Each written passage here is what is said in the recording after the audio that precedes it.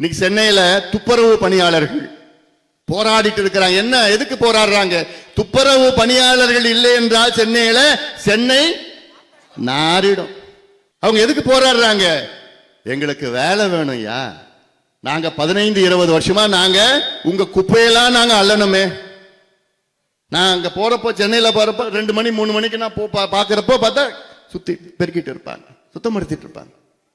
அவங்க சென்னையை பெருக்கி சுத்தம் படுத்தலைன்னா சென்னையில நாங்க நடமாட முடியுமா? யாராவது?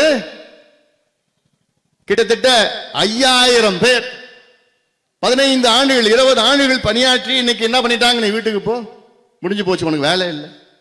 ஆனால் இதே ஸ்டாலின் அவர்கள் தேர்தலுக்கு முன்பு நாங்கள் ஆட்சிக்கு வந்தவுடன் இந்த துப்புரவு பணியாளர்களுடைய நிலையை, அவருடைய பணியை நிரந்தரப்படுத்துவோம் என்று ஒரு பொய்யான வாக்குறுதி கொடுத்து இன்னைக்கு அமைச்சர் கூட பேச மறுக்கின்ற ஒரு ஆட்சி. அதுலயும் எந்த தொகுதியில தெரியுமா அவங்க அதிகமா இருக்கிறாங்க?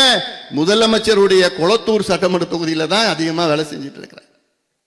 நிச்சயமாக இது அவர்களுடைய பிரச்சனை மட்டுமில்லை, நம்முடைய பிரச்சனையும் கூட.